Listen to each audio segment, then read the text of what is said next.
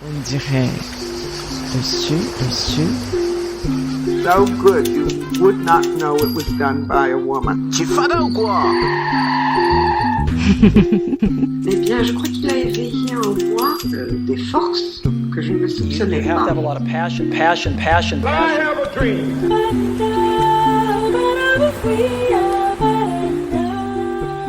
Bonjour à tous, ici Mia Batman et je vous accueille aujourd'hui sur le podcast pour un épisode un peu spécial. À cause du confinement, je ne peux plus réaliser les interviews classiques comme avant. À distance, j'ai un peu plus de mal car le son n'est pas toujours très bon et je suis très sensible à ça, même si j'ai déjà fait quelques interviews à distance. Et j'aime la rencontre et je préfère largement rencontrer mon invité en live. Pour moi, cela change tout et c'est comme ça que j'imaginais ces interviews quand j'ai lancé mon podcast. Bref, tout ça pour vous dire que de temps en temps, je ferai peut-être d'autres épisodes où je vais aborder un thème qui me fait réfléchir. Le fait d'enregistrer mes réflexions m'oblige à les noter et à progresser. C'était un de mes objectifs du podcast, progresser en apprenant de mes invités.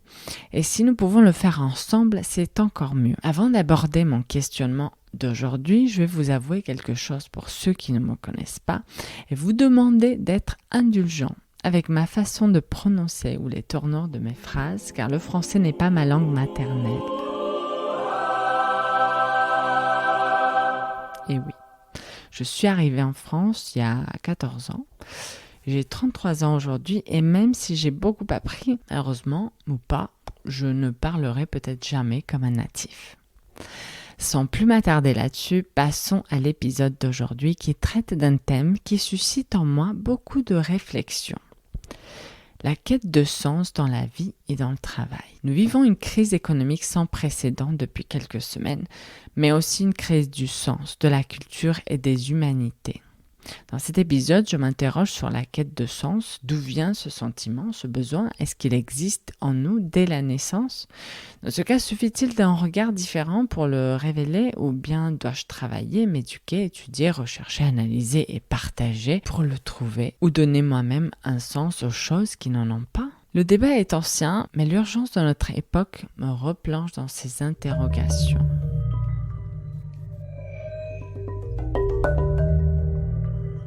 Avant tout, pour pouvoir répondre à ces questionnements, je crois que j'ai vraiment besoin de me connaître et de reconnaître que je ne me suis jamais vraiment posée pour me permettre d'apprendre qui je suis.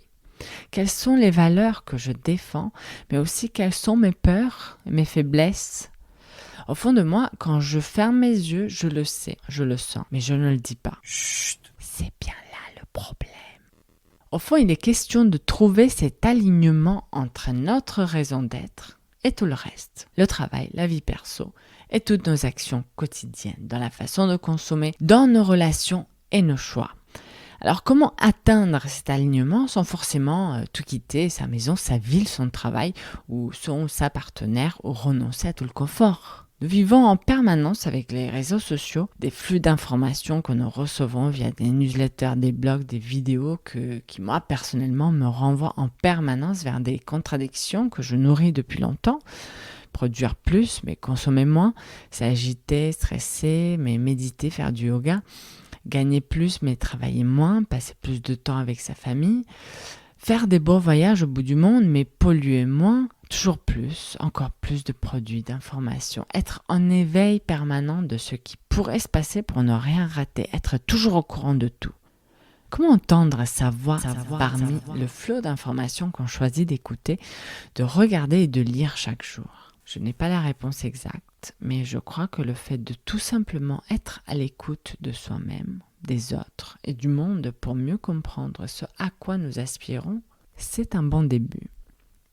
Je sais, ça a l'air basique et ordinaire, mais pourtant, c'est en s'écoutant sur le chemin de la vie et en ayant toujours à l'esprit nos valeurs quand on réalise des actions au quotidien qu'on devient petit à petit aligné avec nous-mêmes. Cela ne se passe pas du jour au lendemain. Commencer peut-être par être honnête avec soi-même, ne pas se voiler la face, accepter que pour le moment nous faisons des actions qui sont peut-être en désaccord avec certaines de nos valeurs, mais tout faire pour les aligner petit à petit. La façon que j'ai trouvé moi de mettre cela en pratique et de tester plein de choses, de me jeter dans l'action pour éprouver si ce choix était le bon ou pas, aligné avec mes valeurs ou non.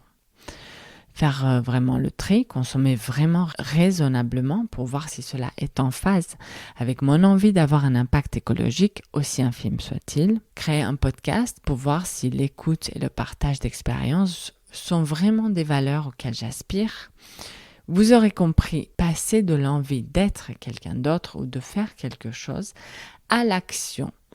Car il est impossible de savoir avant de s'y engager si telle voie correspondra ou non à ce à quoi vous aspirez vraiment. Done is better than perfect. Ne l'oubliez pas. Just do it! Maintenant, il ne reste plus qu'à savoir si ce à quoi vous aspirez vraiment a du sens. On peut se tromper en s'engageant dans telle ou telle voie et ce n'est pas grave. Notre vie est faite, je crois, d'un chemin que nous réajustons et dont la direction change tout le temps jusqu'à la fin. La quête de sens ne sera jamais finie. Il faut en avoir conscience et ne pas s'épuiser dans cette recherche. Le tout, c'est de se mettre en action, de commencer à prendre le contrôle de son quotidien, trouver ses pourquoi, sa raison d'être et ce qui nous anime vraiment. Faire le premier pas. Pour finir, je suis partie un peu loin dans la philosophie, plus exactement chez Camus et son concept central, l'absurde. Je le cite dans le mythe de Sisyphe. Ce monde en lui-même n'est pas raisonnable, mais ce qui est absurde, c'est la confrontation de cet irrationnel et du désir éperdu de clarté dont l'appel résonne au plus profond de l'homme. Camus, à travers ses œuvres, nous dévoile l'aventure de l'homme qui cherche un sens dans la vie, dans le monde, malgré tout ce qui lui dit que ce sens n'existe pas. Ce besoin de trouver une signification à l'existence est tout simplement profondément ancré en nous. Il nous rappelle aussi l'indifférence du monde à notre égard, le caractère insensé de la monotonie de notre existence et notre mort inéluctable. L'absurde serait donc ça, le sentiment de l'homme confronté à l'absence de sens de son existence. Ok. Et maintenant, on fait quoi? Comment trouve-t-on un sens à notre existence? Camus propose 3 réactions possibles, la liberté, la passion, la révolte. Pas la révolte populaire, pas une manif violente, non. L'acceptation de la vie telle qu'elle est tout en reconnaissant son absurdité. C'est sur cette notion-là que je vais insister un peu plus. Il s'agit pour Camus d'affronter l'absurde avec des moyens purement humains, sans chercher les réponses de la religion ou d'autres idéologies. Il ne propose pas de solution toute faite, mais considère que cette révolte doit prendre la forme d'une action collective où l'homme est pleinement conscient de sa condition. Si nous revenons à aujourd'hui et la crise que nous vivons, je ne peux que voir la ressemblance. Les hommes révoltés engagés individuellement et collectivement, et qui, avec des moyens humains, viennent à bout de l'absurdité de la vie symbolisée par le fléau de la peste chez Camus, du Covid-19 chez nous. En tout cas, c'est ainsi que la solidarité entre les hommes devient une valeur fondatrice. Voilà pour aujourd'hui. N'hésitez pas à me contacter si vous souhaitez échanger avec moi. Je vous dis à la semaine prochaine pour un épisode classique.